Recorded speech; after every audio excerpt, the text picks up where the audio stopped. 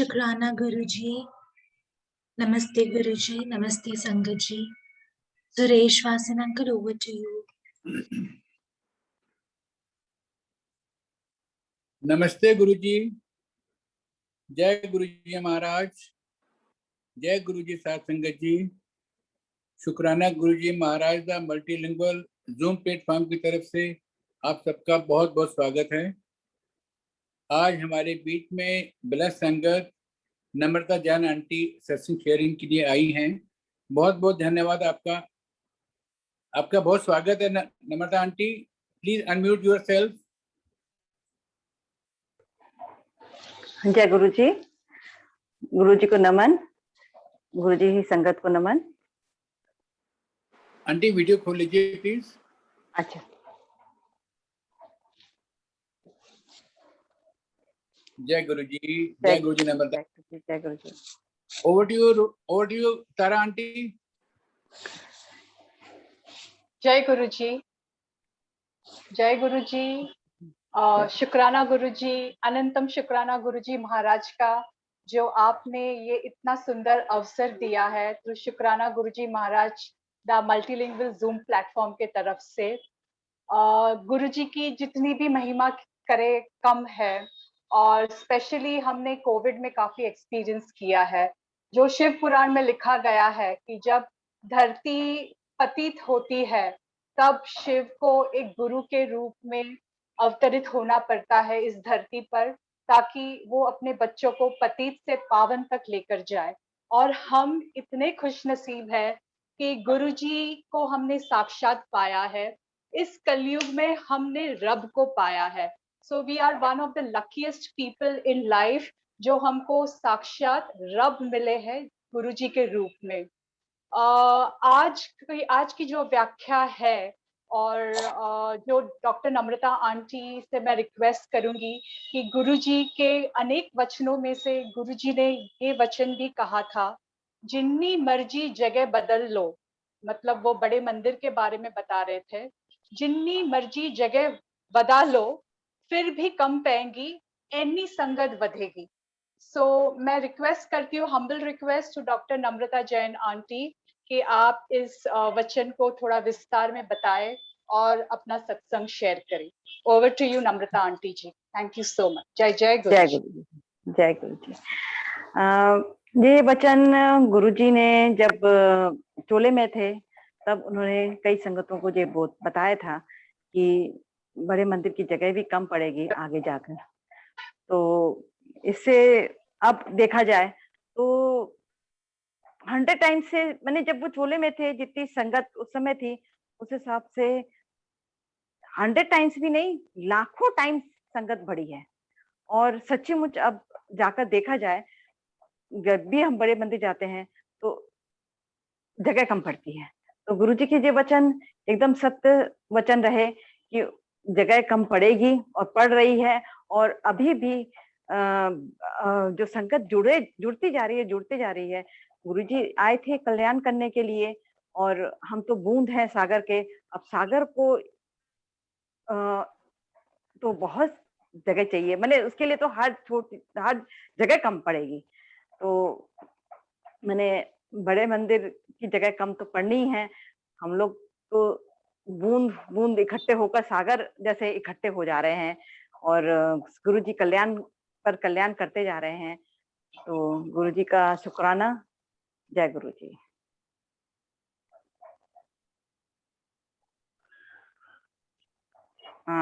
अब मैं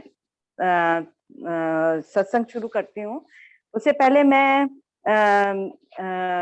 इस जो मल्टीलिंगुअल ग्रुप के बारे में थोड़ा सा जानकारी देना चाहूंगी, जो नई संगत है। इसमें उन्होंने मल्टीलिंगुअल ग्रुप का मैं जब देख रही थी तो मुझे लगा कि जैसे सरदार वल्लभ भाई पटेल ने सारे प्रदेशों को इकट्ठा करके एक इंडिया बनाया था, उसी तरह से मुझे लगता है कि ये मल्टीलिंगुअल इतने अच्छे से कमांडेबल जॉब कर रहा है। सब प्रदेशों के सब लैंग्वेजेस को और इवन फॉरेन लैंग्वेजेस को भी इंक्लूड करके उन्होंने इतना बढ़िया काम किया है। जैसे बायोग्राफी ऑफ गुरुजी ट्रांसलेट की गई है 27 लैंग्वेज में, including international and national languages में। और व्याख्या की गई है शिव पुराण और ऑटोबायोग्राफी ऑफ योगी की 9 लैंग्वेजेस में, और लाइट ऑफ डिग्निटी को ट्रांसलेट किया गया है पंजाबी, गुजराती और मराठी, और जो व्याख्या की गई है शब्दवाणी गुरबाणी की व्याख्या 13 लैंग्वेजेस में किया जा रहा है। और अभी मैंने इतना कमेंडेबल जॉब है कि बहुत ही बढ़िया जॉब है कि बढ़िया काम किया जा रहा है मल्टीलिंगुअल ग्रुप में, कि सभी लोगों को जोड़ा जा रहा है, हर प्रदेशों के, हर लैंग्वेज के, और उनको बताया जा रहा है गुरु जी के बारे में, उनके कल्याण के बारे में बताया जा रहा है। बहुत ही बढ़िया काम है। अब मैं अपना सत्संग शुरू करूंगी। उससे पहले मैं थोड़ा सा बैक में जाना चाहूंगी। मैं 2016 में गुरुजी ने मुझे अपने पास बुलाया। उससे पहले थोड़े से बैक में जाने के उसमें बताऊंगी मैं कि मैं जैन फैमिली से हूँ, और मेरी आवाज पहुंच रही है आंटी? आवाज आ रही है ना? तो मैं जैन फैमिली से बिलोंग करती हूँ। मेरे पेरेंट्स इतने लिबरल थे, सभी लैंग्वेज रिलीजन को फॉलो करते थे। ऐसे नहीं है कि उन्होंने किसी चीज के लिए मना किया, और मुझे ऐसा कुछ कट्टरवादी भी नहीं थी। पर हाँ, जब मेरी शादी हुई तो थोड़ा सा कट्टरवादी जैन फैमिली में हुआ थोड़ा सा, पर तब भी मेरे हस्बैंड ने कभी बहुत ज्यादा पूजा पाठ के लिए जोर नहीं दिया, पर थोड़े से वो डोमिनेटिंग नेचर के थे थोड़े से, और उसके कारण आवाज क्यों आ रही है?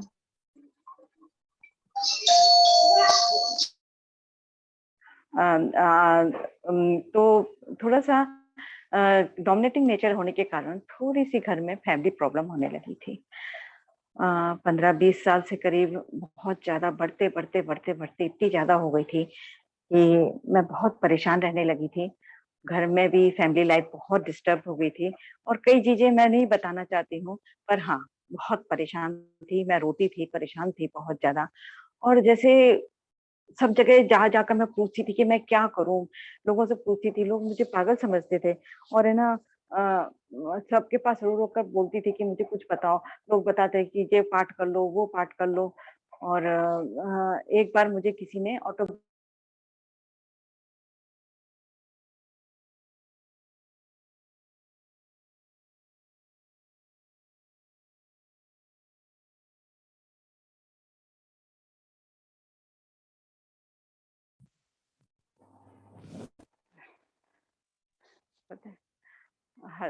सॉरी सॉरी, तो बहुत परेशान थी। तो उन्होंने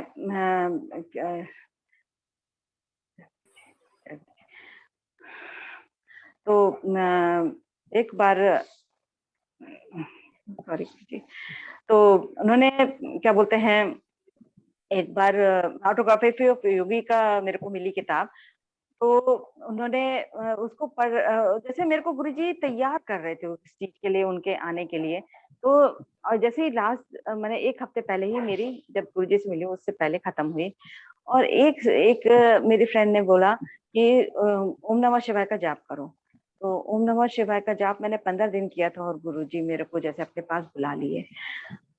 मैं जब एक दिन मेरे पास फोन आता है मेरी एक सहेली का, कि ना वो मेरी बहुत पुरानी सहेली थी 10 साल पहले की, और मैं 6 साल से नहीं मिली थी। अचानक उसका फोन आता है कि नम्रता, मेरे को तुम्हारी बहुत याद आ रही है, तुम आओ घर पे। तो मैंने बोला ठीक है, मैं आती हूँ, मेरे हस्बैंड घर पे नहीं है तो मैं आती हूँ। तो मैं संडे के दिन गई उनके पास, तो उधर भी रोना छूट गया मेरा।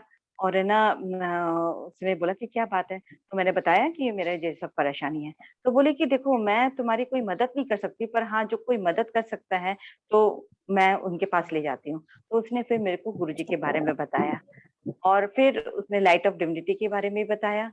और फिर उसके बाद मैंने बोला ठीक है, नेक्स्ट डे हम चलते हैं। मंडे का दिन था और मेरे हस्बैंड नहीं है, तो हम चल सकते हैं। उसने बोला ठीक है। तो हम लोग नेक्स्ट डे मंडे के दिन गुरुजी के आश्रम गया।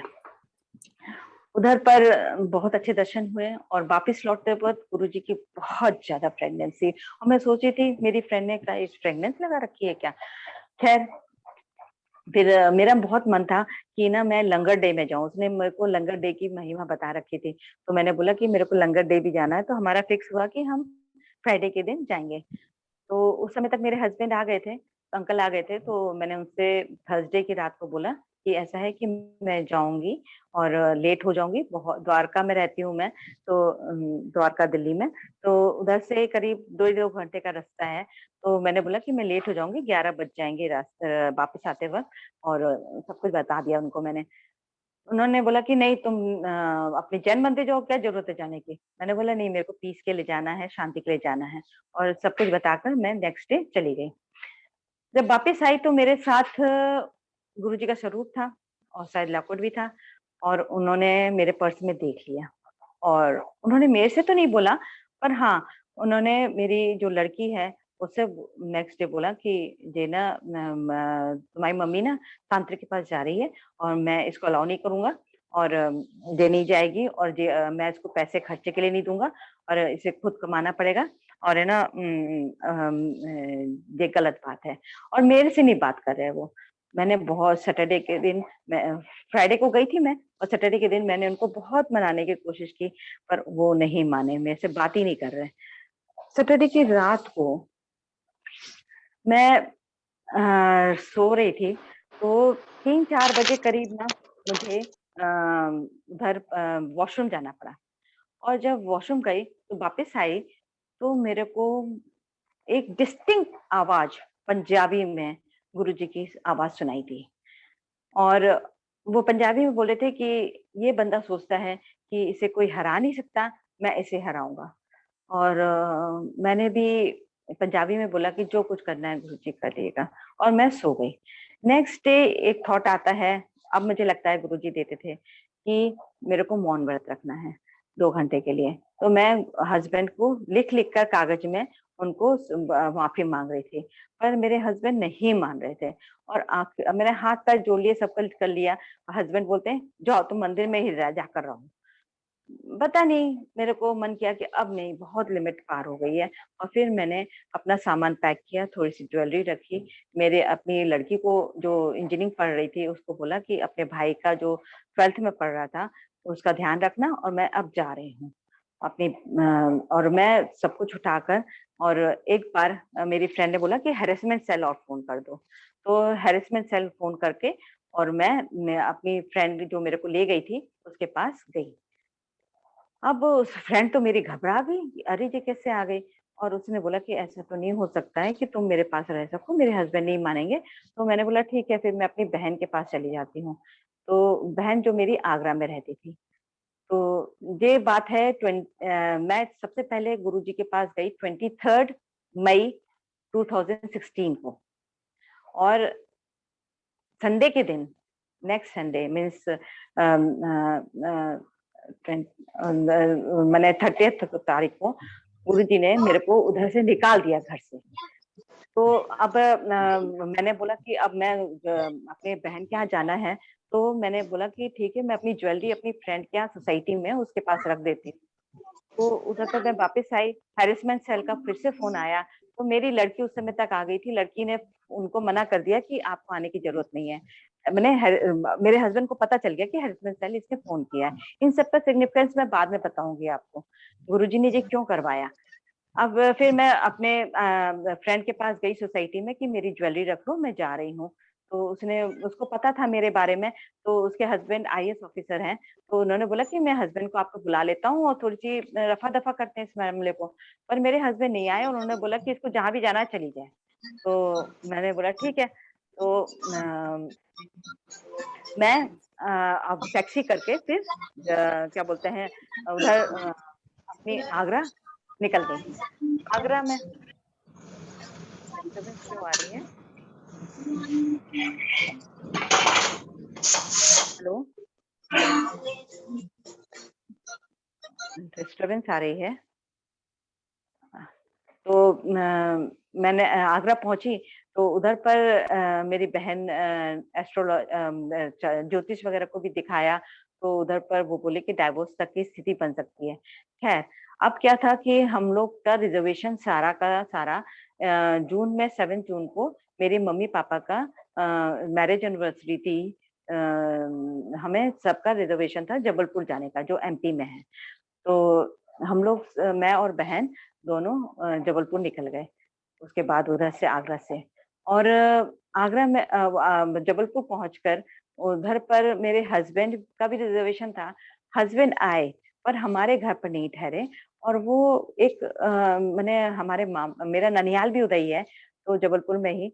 तो उधर पर एक मामा को उन्होंने अपनी तरफ करके अपने उन्होंने एक-एक करके हम लोग को बुलाया, और हम लोग को बुरी तरह से हैरेस किया। इतनी बुरी तरह से मेरी सारी ऊट-पटांग गलतियाँ, मैंने गलतियाँ भी नहीं थी, और वो सब मेरे को हैरेस किया गया। और फिर उसके बाद है ना, अपनी गलतियाँ तो मानी नहीं उन्होंने, खैर। और मेरे मम्मी-पापा को भी अलग तरह से मैनिपुलेट किया गया। मेरे भाई, और ना उन्होंने मेरी भाई की सुनी, ना बहन ने भाभी की सुनी, ना बहन की सुनी, ना बहनोई की सुनी, ना बेटी की सुनी, ना माँ-बाप की सुनी, और अच्छे से हैरेस करके चले गए वो। और बोलते हैं कि ये वापस आना चाहती है तो आ सकती है, मैं इसे बहुत प्यार करता हूँ, पर मेरी तरीके से रहेगी, और मैं जो बोलूँगा वो करेगी। तो मेरी तो इस तरह की हालत हो गई थी कि उनकी आवाज़ सुनते ही धर-धर काँपती थी मैं। और फ़ोन करके भी यही बोलते थे कि ना मैं राजेश खन्ना जैसा जी सकता हूँ, मैं धर्मेंद्र की तरह शादी कर सकता हूँ, और मेरे समझ ही में नहीं आता था क्या करूँ? गुरुजी का मैंने ध्यान लगाया, तो उन्होंने मेरे को गुरुजी के जब ध्यान लगाती थी, जबलपुर में ही, तो उधर पर मेरे को उन्होंने 3 विज़न दिखाए। पहला विज़न था कि मेरा जो सोल है, आग में जल रहा है, और रास्ते में भी आग है। दूसरा विज़न दिखाया कि मैं एक सुकून वाली गार्डन जैसी जगह में बैठी हूँ, और खुश हूँ। और तीसरी एक चीज़ दिखाई, तीसरे में, कि मैं बीच में खड़ी हूँ, और चारों तरफ लोग घूम रहे हैं, जैसे गरबा में होता है। जैसे गरबा में क्या होता है कि बीच में लैंप रखा जाता है एज़ अ गॉड, और चारों तरफ गरबा किया जाता है। तो वो बीच में मैं खड़ी हूँ, और चारों तरफ गरबा हो रहा है। तो मैं गुरुजी से पूछी कि कहाँ जाना है? तो समझ में नहीं आता था कि कहाँ जाऊँ, क्या करूँ? तो कई लोगों ने बोला कि लॉयर लॉयर से मिलो। तो लॉयर से मिलती थी तो वो बोलते थे, आप वो बोले कि आपको पता ही नहीं है कि आपके नाम की कितनी प्रॉपर्टी है, आपका क्या, कहाँ पर क्या चीज़ है, और बोले कि आप एक बार थाने में रिपोर्ट करो। तो थाने में गए तो उन्होंने फैमिली काउंसलर वाले यूनिट पर बोला कि जाओ। मैंने ऐसी-ऐसी थाने में भी मेरे को जाने में इतना डर लगता था कि पहली बार थाने में गई थी, और है ना, पर गुरुजी हर स्ट्रेच पर मेरे को बोलते थे, मैं तुम्हारे साथ हूँ, मैं तुम्हारे साथ हूँ, सब देवता देवता वगैरह सब तुम्हारे साथ हैं। मैंने इतनी हिम्मत मेरे को मिलती थी उनसे। तो क्या बोलते हैं, थाने में फैमिली काउंसलर वालों ने एक नोटिस भिजवाया कि आप इस नोटिस को हस्बैंड को भेज दो, तो वो आएँगे इधर पर अटेंड करेंगे मीटिंग। तो पर वो क्या हुआ कि मेरे भाई ने उसे कोरियर के थ्रू भेज दिया, ना कि पोस्ट ऑफिस के थ्रू। क्योंकि जो भी गवर्नमेंट का डॉक्यूमेंट होता है हमेशा पोस्ट ऑफिस से भेजना चाहिए, कोरियर से नहीं भेजना, कोई मान्यता नहीं रखती। तो मेरे हस्बैंड नहीं आए। अब समझ में नहीं आया कि क्या करें? नहीं आए तो फिर उसके बाद मेरे म म पेरेंट्स रहते हैं गाज़ियाबाद, तो पेरेंट्स ने वो गाज़ियाबाद रिटर्न हुए तो मैं भी उनके साथ रिटर्न बैक हो गई। अब उसमें क्या हुआ कि मैंने फिर अपने क्लासमेट गाज़ियाबाद में थे, उनसे मैंने बोला कि मुझे ना एक डिवोर्स के लिए एक लॉयर चाहिए है। तो अ, उन्होंने मेरे को एक लॉयर बताया। तो उधर जब मैं पहुँची लॉयर के पास तो पता चला वो गुरुजी से मिला है। तो वो भी गुरुजी का संगत था। तो उसने बोला कि एक बार आप फिर से जाकर, मेरे पेरेंट्स को बोला कि एक बार जाकर उनसे मिलो हस्बैंड से। तो मैंने बोला कि मैं तो नहीं मिल सकती हूँ। मेरे फादर गए, और क्या बोलते हैं, उन्होंने बोला कि पता नहीं मेरे हस्बैंड को क्या समझ में आया, उन्होंने एक फैमिली काउंसलर अपॉइंट किया नेट के थ्रू। अब नेट के थ्रू मैंने नेट के थ्रू अप्लाई किया तो उसका फ़ोन आता है मेरे पास फैमिली काउंसलर का कि आपको मीटिंग के लिए आना है। मैंने बोला कि आप, मेरे हस्बैंड ने आपको पैसे दिए हैं, आप तो उन्हीं की तरफ बोलोगे, मेरे तरफ तो बोलोगे नहीं, मैं नहीं आती। तो बोले कि आप आप किसी को अपनी परेशानी तो बताओगे? मैंने बोला कि मैंने भगवान को बता दी है, मैंने परमात्मा को बता दी है, परमात्मा जाने। तो उसने बोला कि आप सोचो कि परमात्मा ने मुझे भेजा है। तो मैंने उससे एकदम पूछा कि क्या आप गुरुजी से मिले हो? तो उसने बोला हाँ। मैंने वो भी नेट के थ्रू वाला बंदा भी जो मेरे हस्बैंड ने किया था अपॉइंट, वो भी गुरुजी का बंदा निकला। और उसने फिर मेरे को बोला कि आपकी कोई भी गलती नहीं है, सारी गलती आपके हस्बैंड की है। आप आकर मिलो और ये बंदा पैसे जमा करता है, फिर मैं इसका देखता हूँ। तो मैं फिर उसके पास गई। उसने मेरे हस्बैंड द्वारका से आते थे और मैं गाजियाबाद से आती थी, बीच में हौसखास पड़ता था, उधर पे मीटिंग होती थी। आप विश्वास नहीं करोगे कि मीटिंग में 4 मीटिंग हुई और मैं और फैमिली काउंसलर हंसते थे और मेरे हस्बैंड खिसिया रहे होते थे, जो बातें मीटिंग होती थी। और अल्टीमेटली 5वीं मीटिंग में मेरे को एक थॉट आता है कि मेरी एक सीनियर ग्रीन पार्क में रहती हैं, तो उनसे कांटेक्ट करो।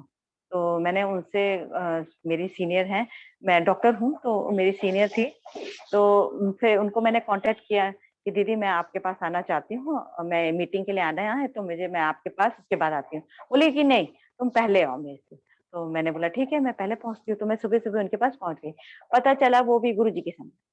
और आप उनको मैंने सब कुछ बताया, तो वो बोली कि ऐसा है नम्रता कि तुम्हारी लाइफ हेल हो जानी है और पति का कुछ नहीं बिगड़ेगा, तुम्हारे बच्चे रुल जाएँगे, तुम रुल जाओगी, तो तुम वापस चले जाओ। मैंने जैसे गुरुजी बोल रहे हो कि तुम वापस जाओ।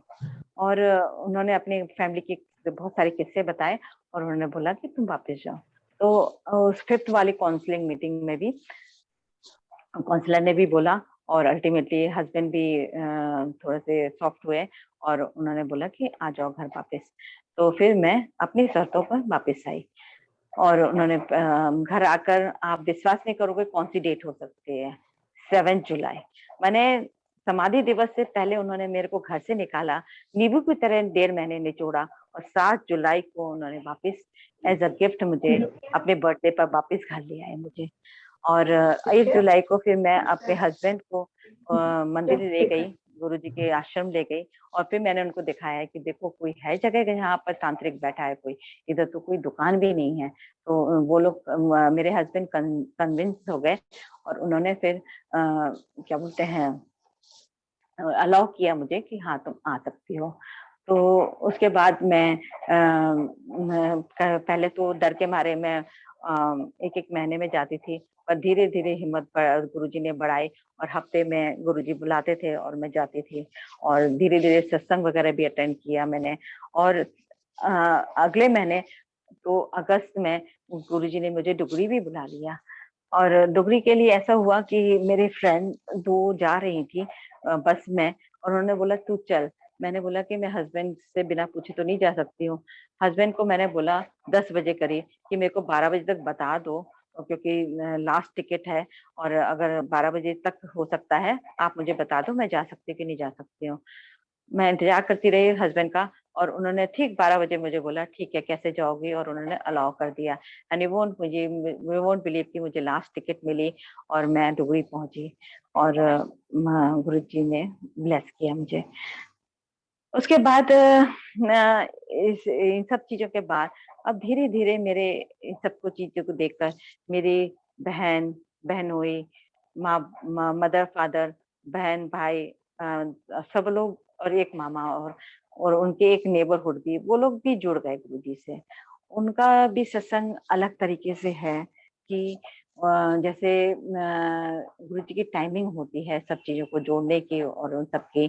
जैसे मेरे पेरेंट्स को बहुत था कि गाजियाबाद में कोई सत्संग मिल जाए, संगत मिल जाए। तो मेरी एक जैसे फ्रेंड्स की मीटिंग हुई तो उसमें से एक फ्रेंड जो मेरे को 25 साल से नहीं मिली थी, वो एकदम आ जाती है और वो पता चलता है कि वो गुरुजी की संगत है, और वो घर के पास ही रहती थी, और उसने मेरे को गाजीपुर की संगत से मिला दिया। और नेक्स्ट डे ही मेरे फादर का बर्थडे था, और उस दिन उनको सत्संग भी अटेंड करा दिया गुरुजी ने। इसी तरह से एक बार मेरी मम्मी का एक मैं सत्संग सुनाती हूँ छोटा सा, कि उनके ना होंठ फड़क रहे थे। तो होंठ फड़क रहे थे, तो वो मेरे को बोले कि क्या हुआ है, क्या करूं मैं। तो मैंने बोला कि आप एक्सरसाइज कर लो, और कि मेरे हस्बैंड ने बोला कि कोई दवाई खा लो। पर उनका सुबह से जो फड़कना शुरू हुआ था वो बंद नहीं हो रहा था। रात को वो गुरुजी का वो किताब वो लाइट ऑफ डिविनिटी उसमें पढ़ रही थी। तो एक गुरुजी के स्वरूप आता है, तो उन्होंने बस गुरुजी से अरदास की कि गुरुजी आप संभालो, और उन्होंने अपना होंठ गुरुजी के चरण पे रख दिया, उसी स्वरूप में ही, मोबाइल में ही। एंड यू वोंट बिलीव कि गुरुजी के तस्वीर के पीछे एक चेहरा उभरा, जिस जो जो जिसकी डेथ अभी 2-3 दिन पहले ही हुई थी, और पड़ोसन थी मम्मी के घर के पास की। उसका चेहरा उभरा और वो गुरुजी के स्वरूप में समा गया, और मम्मी का होंठ फड़कना बंद हो गया। तो मैंने गुरुजी के स्वरूप में इतनी ताकत है कि कुछ भी मैंने आप अरदास करते हैं तो वो कर हो जाता है।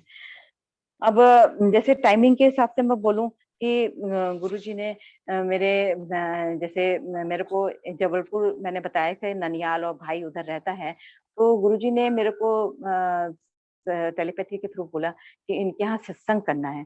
तो मैं जब गई, तारीख भी उन्होंने गुरुजी ने तय की कि इस तारीख को जाना है, और मैंने उनसे तारीख पूछी कि कौन सी तारीख को इनके यहाँ कराना है।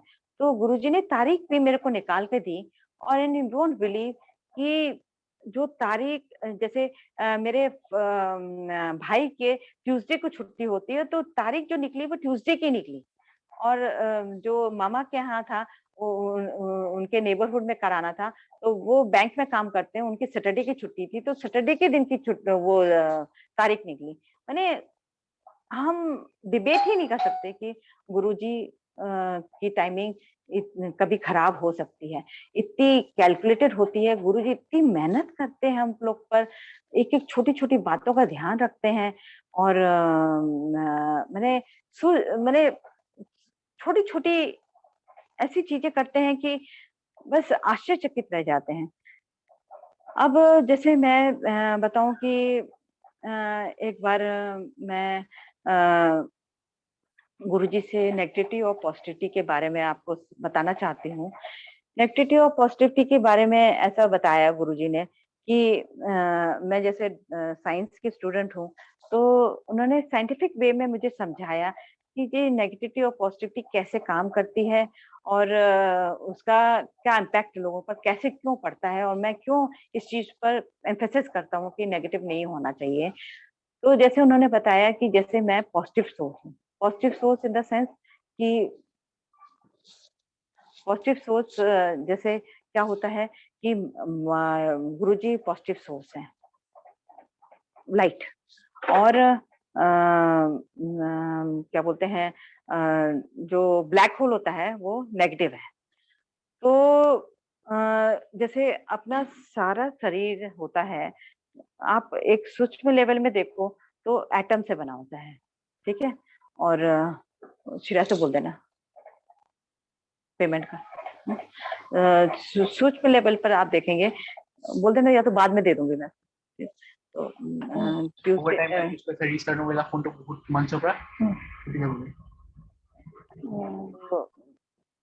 सूक्ष्म लेवल पर उन्होंने बताया कि जैसे अपना शरीर कोई भी चीज जो मैटर बनती है वो एटम लेवल पर आप देखें तो न्यूक्लियस होता है, और चारों तरफ एटम में न्यूक्लियस बीच में होता है, और चारों तरफ इलेक्ट्रॉन्स होते हैं।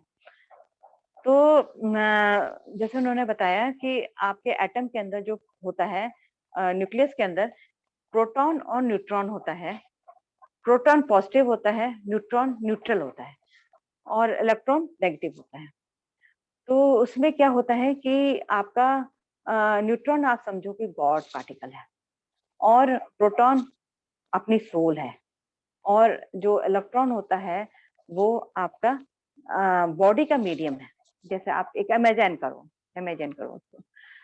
तो अब आप सोचिए कि जब इलेक्ट्रॉन नेगेटिव होता है तो आपका नेगेटिविटी किस रूप में आपके शरीर में घूम रही है?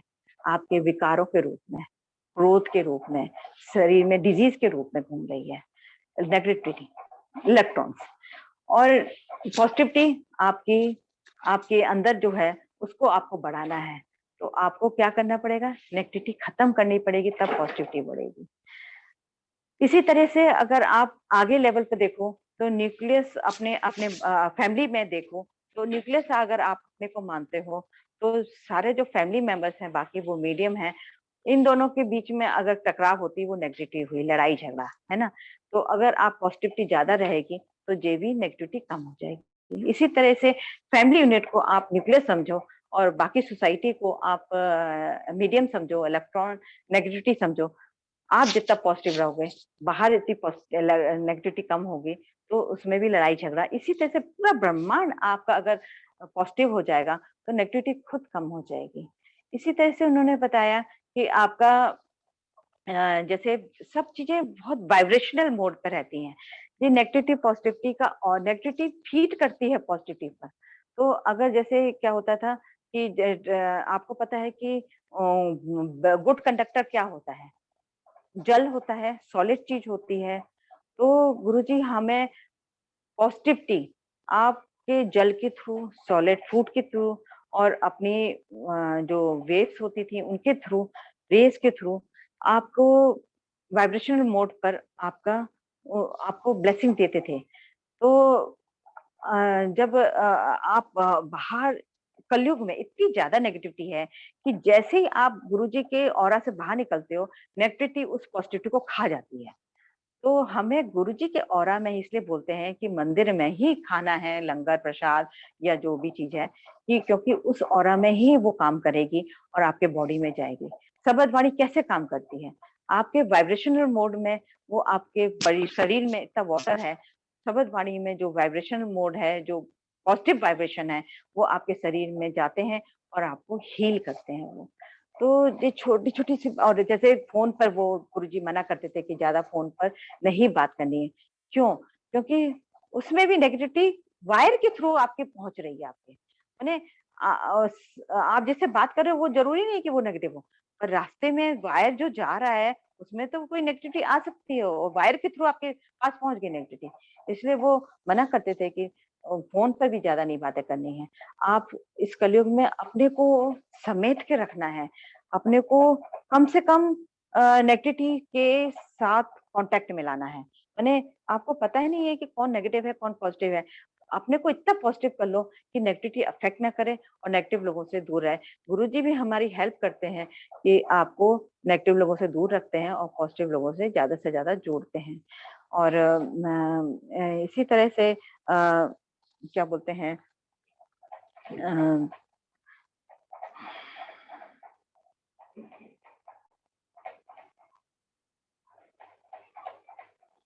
हाँ, गुरुजी ने मेरे को, जैसे हमारा गुरुजी ने इधर संसार में आने का कारण क्या है? हम क्यों आए हैं इस संसार में? तो गुरुजी ने 2 चीज़ें हम मेरे को जितनी समझ में आई कि हमें अपने कर्म कटवाने हैं और जिसमें गुरुजी हमारी हेल्प करते हैं, और दूसरा जो हमारे विकार हैं उसको खत्म करना है। तो इसी तरह से हमें गुरुजी विकार खत्म करने में भी हेल्प कराते हैं। जैसे एक चीज़ थी, जैसे कि ना गुरुजी ने मेरे को कैसे, जैसे मेरे हस्बैंड के साथ बहस हो जाती थी और है ना तो उन्होंने कैसे खत्म कराई वो चीज़? उन्होंने बोला कि साइलेंस, चुप रहना है तुम्हें। तो एक बार ऐसा हुआ कि गुरुजी मैंने प्रैक्टिकली हमें कैसे सिखाते हैं वो उस चीज़ को मैं बता रही हूँ, कि एक बार क्या हुआ कि क्या बोलते हैं मेरे हस्बैंड किसी बात से नाराज़ थे और है ना वो आए और बहुत उल्टा-सीधा बोलने लगे और गुरुजी बोल रहे हैं कि तुम्हें चुप रहना है एकदम। मैं रज़ाई के अंदर रो रही हूँ, गुरुजी का जाप कर रही हूँ और बस जाप करी जा रही हूँ, जो चुप रह रही हूँ। आप विश्वास नहीं करोगे कि आधे घंटे तक मेरे हस्बैंड कुछ बोलते-बोलते चुप हो गए। आखिरी में बोलते हैं कि तुम बहुत समझदार हो गई हो, और उसके बाद से उन्होंने कभी भी कभी भी कोशिश नहीं की इस तरह की बात करने की, क्योंकि तब तक मैंने फिर मुझे समझ में आ गया कि आर्गुमेंट्स लीड्स टू आर्गुमेंट। तो मैंने हस्बैंड ऐसे करते थे कि कुछ बोलते थे, मैं कुछ अगर बोलती थी उसको पकड़ लेते थे और फिर लड़ाई शुरू हो जाती थी। तो अल्टीमेटली गुरुजी ने प्रैक्टिकली उस दिन मेरे को समझा दिया कि तुम्हें नहीं करनी है बात, बस चुप रहना है। कुछ भी इस तरह की बातें कोई भी कह रहा है तुम्हें चुप रहना है। इसी तरह से एक बार मैंने गुरुजी से सत्संग में जा रही थी। शुरुआत में हमें लगता है कि ना हमें कुछ गुरुजी के बारे में समझ में आता है कि हम सबको बताएं, प्रवचन जैसा। तो मैंने गुरुजी से पूछा कि गुरुजी मैं सत्संग में जा रही हूँ तो मैं लोगों को बताऊं क्या? तो उधर पर गुरु सत्संग में पहुंची तो एक लेडी थी, आंटी थी, जो ना सत्संग के बाद वो प्रवचन जैसा शुरू कर दिया उन्होंने, और दूसरी संगत उनके साथ लड़ने जैसी स्थिति हो गई, बहसबाजी शुरू हो गई। तब मुझे समझ में आ गया कि गुरुजी दिखा रहे हैं कि देखो तुम्हें कुछ प्रवचन नहीं करने हैं, जो भी कुछ करूंगा मैं करूंगा। यानी गुरुजी ने इस तरह से समझाया कि देखो हर एक की जो स्थिति है, हर एक का कर्म, हर एक की स्थिति सब डिफरेंट है, और मैं कैसे एक-एक बंदे को वो जानते हैं कि कहाँ पर उसकी कमी है, कहाँ उसे कैसे ठीक करना है, गुरुजी से बेटर कोई नहीं जानता। मैंने हमें उन पर एकदम छोड़ देना चाहिए, गुरुजी के फ्लो पे जाना है। गुरुजी जैसा करना चाहते हैं, उन्हें करने देना जाना चाहिए। मैंने जैसे मैंने जिस जिस फ्लो में वो हमें समझाना चाहते हैं, जिस फ्लो में दिखाना चाहते हैं, जिस फ्लो में बहना हमें चाहते हैं कि हम बहें, हमें बहना चाहिए उनके साथ, क्योंकि उन्हें ही पता है कि हम कैसे स्थिति में हैं और कैसे स्थिति से हम पार पा सकते हैं और हमारे लिए क्या बेटर है। उनसे ज्यादा अच्छा कोई नहीं जान सकता। मैंने उनकी उनकी व्यवस्था, उनकी प्लानिंग के आगे सब फेल है। उनके प्लानिंग के आगे सब फेल है। मैंने एक-एक छोटी-छोटी बातों का कितने अच्छे से ध्यान रखते हैं वो, कि कह नहीं सकते हैं। और वैसे मैंने जैसे एक बार क्या हुआ कि मेरे को एक किसी की फ्रेंड की एनिवर्सरी पे जाना था। तो और उसके बाद सत्संग भी था। तो मैंने हस्बैंड को बोला कि मेरे को इतने बजे तक वापस लौटना है। तो बोले कि आ जाना तुम। तो हम लोग जब पहुंचे तो उधर पर कम से कम 1.5-2 घंटे का रास्ता था, वो 1.5 घंटे का रास्ता था करीब पहुंचकर। तो उधर पर मेरी ना कान का एक इयररिंग खो गया। उधर पर अब मैं परेशान, और मेरे हस्बैंड पुलिस को बुलाने के उसमें हो गए। तो सारा स्टाफ वगैरह को धमकी दे दी उन्होंने। तो पर गुरुजी मेरे को बोल रहे हैं तुम शांत होकर बैठ जाओ, तुम्हें बैठे-बैठे मिल जाएगा। पर अपना तो ह्यूमन माइंड है। मैं परेशान होकर रो धो रही हूँ, ढूँढ रही हूँ, सब कुछ हो गई। तो अल्टीमेटली मैंने बोला गुरुजी अब आप ही देखो, क्योंकि अगर इस समय तक नहीं मिला तो मैं वापस कैसे पहुँचूँगी, सत्संग कैसे अटेंड करूँगी? और फिर मैं अल्टीमेटली जैसे गुरुजी ने बोला कि चुपचाप बैठ जाओ, तो मैं चुपचाप बैठ गई और कॉफ़ी आराम से बैठकर पीने लगी।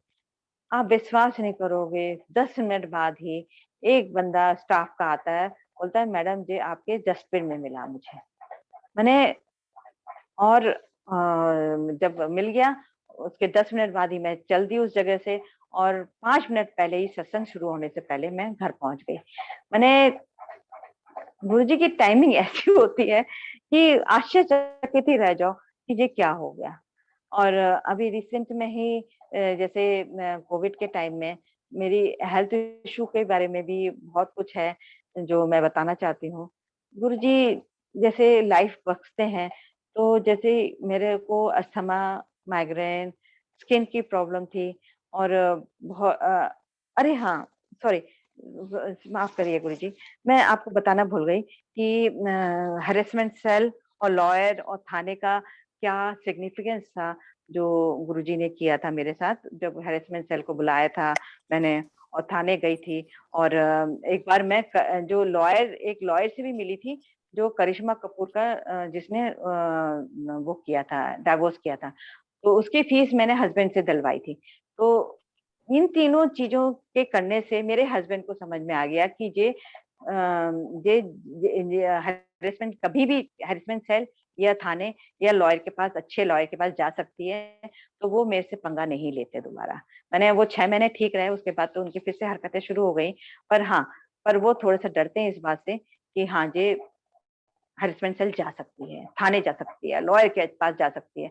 तो ये गुरुजी ने एक डर बैठाया उनके मन में, ये बताना मैं भूल गई थी, सॉरी। तो हाँ, दूसरी चीज है कि जो मैं हेल्थ के बारे में बता रही हूँ कि गुरुजी ने शायद मेरे को समझ में नहीं आया था कि उन्होंने मेरे को वापस क्यों लाए। मैंने डाइवोर्स भी नहीं होने दिया, स्थिति भी वैसे थोड़ी-थोड़ी ठीक तो रही, घर में रहने लायक तो हो गई, पर क्यों मेरे को डाइवोर्स नहीं कराया। अनीता कुमार आंटी का सत्संग पढ़ के मेरे को लगा कि हाँ, इसलिए नहीं कराया क्योंकि उस समय मैं मेंटली स्ट्रांग नहीं थी, फिजिकली स्ट्रांग नहीं थी, हेल्थ वाइज भी मैं ठीक नहीं थी, फाइनेंशियली भी ठीक नहीं थी मैं। और इस तरह से और बच्चों का भी इशू था। तो उस सबको देखकर गुरुजी ने इतनी अच्छी व्यवस्था की कि किसी को भी नुकसान ना पहुंचे, और उन्होंने मेरा इतना ध्यान रखा। हेल्थ के उसमें मैंने बताना चाहूंगी कि जैसे मेरे को अस्थमा की प्रॉब्लम भी है और स्किन की प्रॉब्लम भी थी, और मैं अस्थमा की प्रॉब्लम मेरे को लगता था कि अस्थमा की है, पर वो हार्ट की प्रॉब्लम थी, और वो मेरे को अप्रैल में 2020 में समझ में आई। और उस समय मेरी ब्रेथलेसनेस बढ़ जाती थी और मैं सोचती थी अस्थमा है, पर धीरे धीरे समझ में आया कि वो हार्ट की प्रॉब्लम है, और मुझे 5 दिन आईसीयू में भर्ती किया गया कोविड के टाइम में। और आप विश्वास नहीं करोगे कि उस हॉस्पिटल में मुझे गुरुजी की संगत भी मिली, और इतना मैंने जैसे मेरे को कोई हार्ट में ब्लॉकेज नहीं मिला, और उस एक रात पहले मुझे विजन में गुरुजी ने दिखाया है कि मेरे आर्टरीज में कोई खुदाई कर रहा है, जैसे गुरुजी खुदाई कर रहे हो। मैंने उन्होंने ब्लॉकेज एंजियोग्राफी में ब्लॉकेज ही नहीं आया। बगल वाले का पेशेंट का बीपी बढ़ता था, मेरा कम होता था। एक जन का हार्ट हार्ट फेलियर हो गया, उसको रिवाइव किया गया। और जैसे गुरुजी बता रही हूँ कि देखो तुम्हें ये सब होना था और वो नहीं हो रहा है तुम्हारे साथ। तो गुरुजी ने इस तरह से मेरी लाइफ ब्लेस की।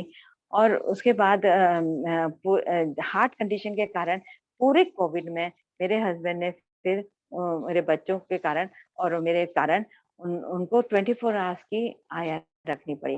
नहीं तो कोविड के टाइम में इतनी परेशानी थी कि आया लोग नहीं आती थी, तो उन्होंने 24 आवर्स की आया भी रखी मेरे कारण। और उसके बाद मेरे को अपनी स्किन की प्रॉब्लम का समझ में नहीं आता था कि स्किन इतनी मेरे को एलर्जी हो जाती थी पूरी, जैसे खुजली होती थी, और वो निकल आते थे, दाने निकल आते थे, और है ना पूरा शरीर काला पड़ने लगा था। तो धीरे-धीरे गुरुजी ने जैसे आयुर्वेदिक ट्रीटमेंट का भी मेरे को बताया, और फिर धीरे-धीरे उन्होंने एक सात्विक मूवमेंट के, और मेरा वेट रिड्यूस नहीं होता था। तो धीरे-धीरे गुरुजी के गाइडेंस से सात्विक मूवमेंट फूड शुरू करके मेरे 15 किलो वजन कम हो गया, जो जिंदगी में मैंने 25 साल से मैं कम नहीं कर पा रही थी। 84 से कम ही नहीं होता था, अब मेरा 64 हो गया। मैंने इतना इतना आश्चर्यजनक वेट रिड्यूस होना, और ऊपर से मेरी स्किन ठीक होने लगी, और मेरा माइग्रेन ठीक हो गया, अस्थमा ठीक हो गया, हार्ट की प्रॉब्लम ठीक हो रही है। तो ये मिरेकल से कम नहीं है तो क्या है? तो गुरुजी आप और क्या बुलवाना चाहते हैं? मैं गुरुजी का शुक्राना और किस रूप में कर सकूंगी? उनकी महिमा तो कभी ना खत्म होने वाली है। इतना प्यार, इतना इतना प्यार वो इतना देते हैं हम लोग को, और हम लोग उनको क्या देते हैं? बहुत प्यार देते हैं वो, बहुत प्यार करते हैं, सब संगत को वो बहुत प्यार करते हैं। और बस हमें अपना मन थोड़ा-सा काम रखना है। मैंने टेलीपैथिकली वो आपसे कनेक्ट करेंगे, पर आपको अपना जो जो माइंड है उसको बहुत शांत रखना है, तभी आप उसको कैच कर सकोगे। अपना अपना सोल जो है वो अपने को इतना साफ रखना है कि उनके जो विचार हैं, उनके विचारों को आप समझ सको और उनको ग्रहण कर सको, उनको फॉलो कर सको। अ,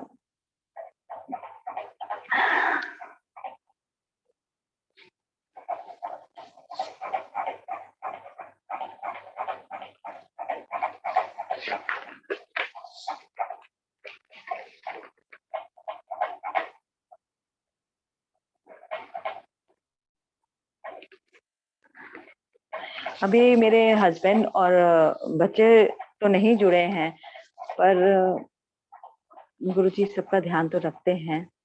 और जय गुरुजी, शुक्राना गुरुजी का।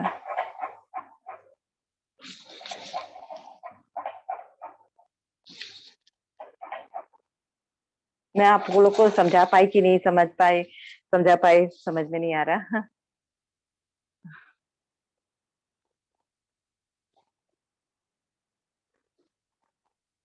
आवाज नहीं आ रही। जय गुरु जी। नमस्ते आंटी। जय गुरु जी। जय गुरु जी साथ संगत जी। नमस्ते आंटी, अब मेरी आवाज आ रही है? हाँ जी, हाँ जी। हाँ जी, बहुत बहुत धन्यवाद आंटी, आपने अपना सत्संग बहुत सुंदर शब्दों में व्यक्त किया है और मैसेजेस बहुत मिलते हैं इससे गुरु परिवार को। और मैंने अपनी बहुत दिनों बाद शुक्राना गुरुजी। शुक्राना गुरुजी, मैंने बहुत दिनों बाद सत्संग किया है। पता नहीं आप लोग को समझा पाएगी कि समझा पाई मैं अपनी भावना। गुरुजी का शुक्राना, थैंक यू, शुक्राना। हाँ जी, बहुत बहुत धन्यवाद। और स्नेहा आंटी।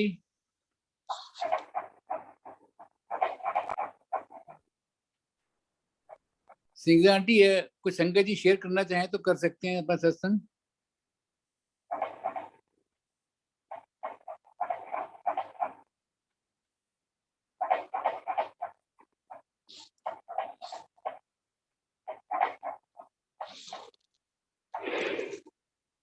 और स्नेहा आंटी।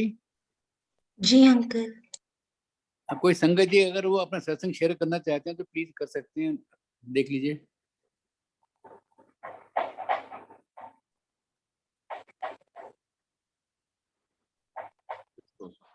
हो रही है, क्या कर सकता हूँ मैं? पेश कर थोड़ी कर सकते तुम्हें।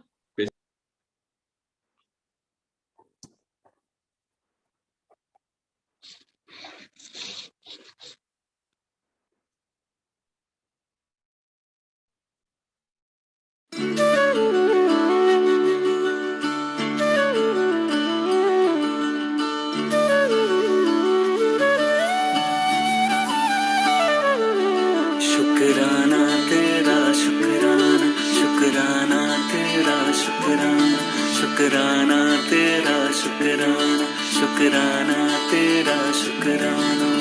तेरी रहमतों का कैसे, तेरी रहमतों का कैसे करूं मैं बखाना। शुक्राना तेरा शुक्राना, शुक्राना तेरा शुक्राना। तेरी रहमतों का कैसे करूं मैं बखाना। शुक्राना तेरा शुक्राना, शुक्राना तेरा शुक्राना, शुक्राना तेरा शुक्राना, शुक्राना तेरा शुक्राना।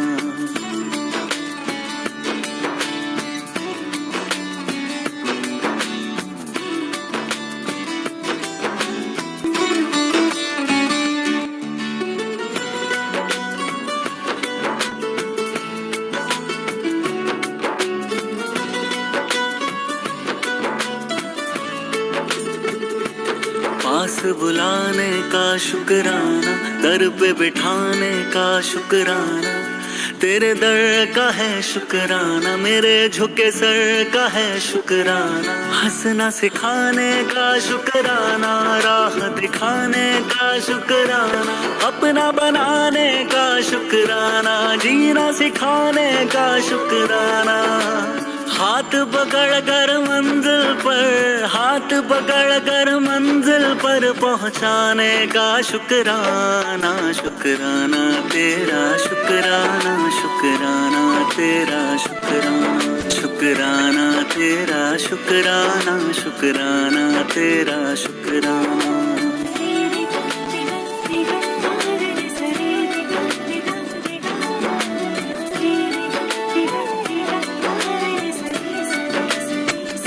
तेरे एहसास का शुक्राना, बात इस खास का शुक्राना, बिगड़ी बनाने का शुक्राना, काबिल बनाने का शुक्राना, मुझे अपनाने का शुक्राना, कृपा बरसाने का शुक्राना, गले से लगाने का शुक्राना, पार लगाने का शुक्राना।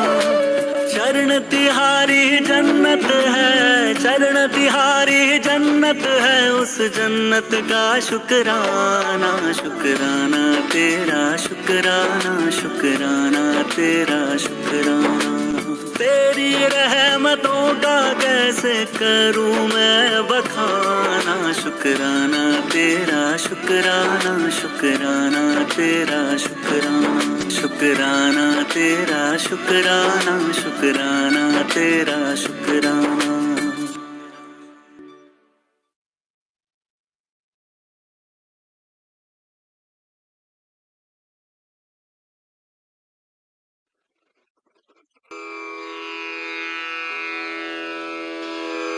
जय गुरु जी की। अब हम मंत्र जाप करेंगे।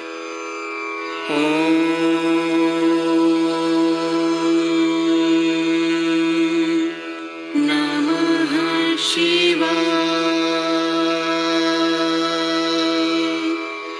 शिव जी सदा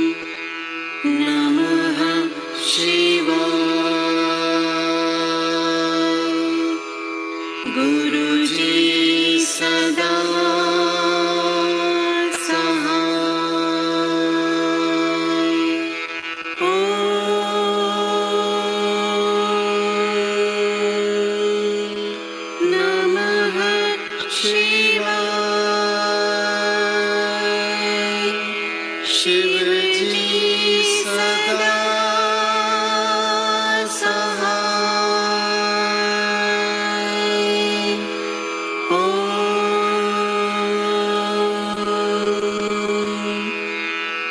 नमः शिवाय।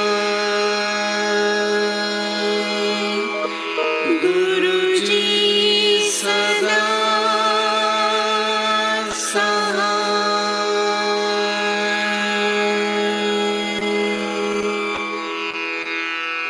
जय गुरु जी की।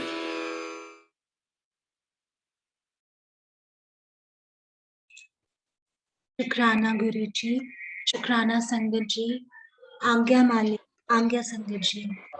जय गुरु जी। शुक्राना गुरु जी। अनंतम शुक्राना। गुरु जी, आज्ञा गुरु जी। जय गुरु जी, शुक्राना गुरु जी, भूल चूक माफ करो गुरु जी, शुक्राना गुरु जी, आज्ञा गुरु जी। बख्शो गुरु महाराज जी, लव यू गुरु जी।